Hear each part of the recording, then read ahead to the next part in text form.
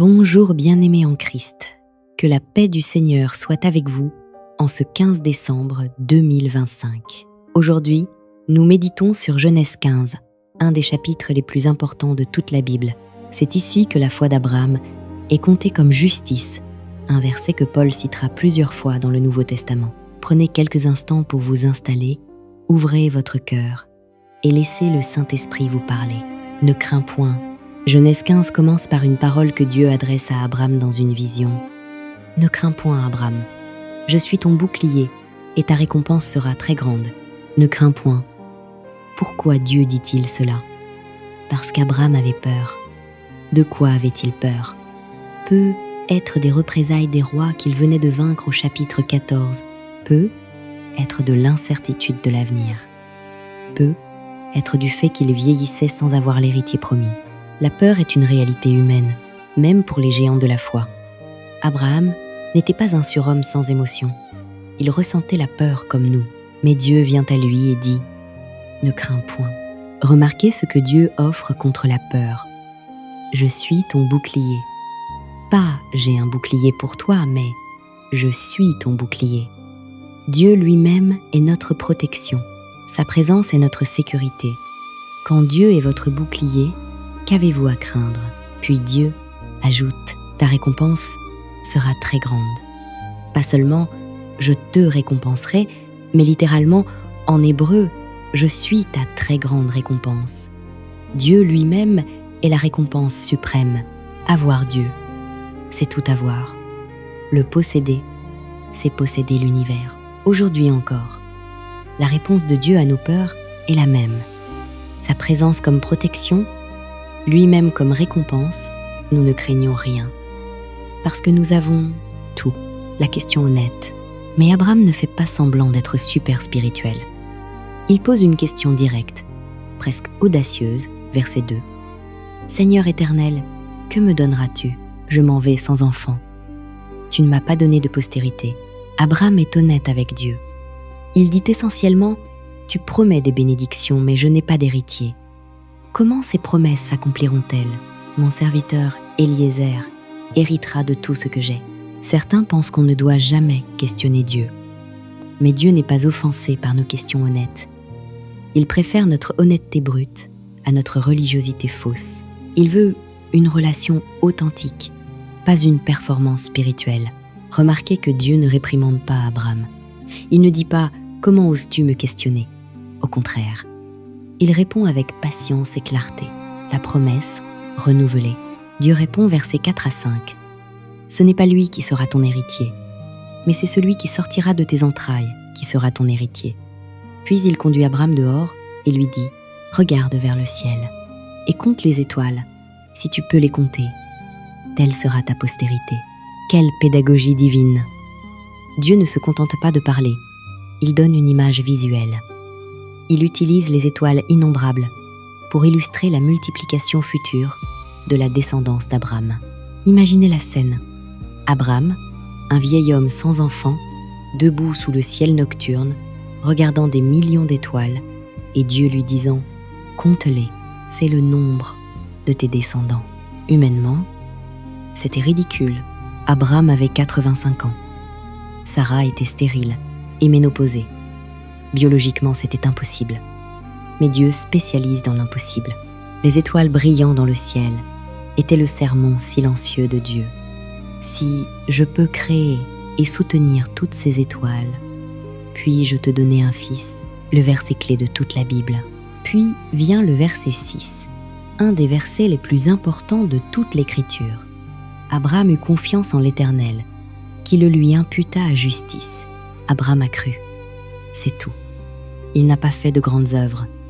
Il n'a pas accompli de rituels. Il n'a pas gagné son salut. Il a simplement cru Dieu. Et cela lui a été compté comme justice. Ce verset est cité par Paul dans Romains 4, Galates 3 et Jacques 2. C'est le fondement de la doctrine de la justification par la foi. Nous ne sommes pas sauvés par nos œuvres, mais par la foi en ce que Dieu a promis et accompli en Christ. Remarquez, ce n'est pas la grandeur de la foi d'Abraham qui compte, c'est l'objet de sa foi, Dieu lui-même. Une petite foi en un grand Dieu vaut mieux qu'une grande foi en rien. Abraham a regardé ces circonstances impossibles, mais il a choisi de croire Dieu. C'est cela la foi. Croire Dieu malgré les évidences contraires. La demande d'une confirmation, mais l'histoire ne s'arrête pas là. Dieu dit à Abraham, verset 7, « Je suis l'Éternel, qui t'ai fait sortir d'Ur, pour te donner ce pays en possession. » Et Abraham demande verset, « Seigneur éternel, à quoi connaîtrai-je que je le posséderai ?» Attendez, Abraham vient juste de croire au verset 6, et maintenant il demande une confirmation au verset 8. Est-ce une contradiction? Non, c'est la distinction entre croire Dieu et vouloir une assurance. Abraham croit, mais il demande humblement un signe, une confirmation. Et Dieu, dans sa grâce, lui répond. Cela nous enseigne que Dieu ne rejette pas ceux qui cherchent sincèrement une confirmation de ses promesses. Gédéon a demandé une toison.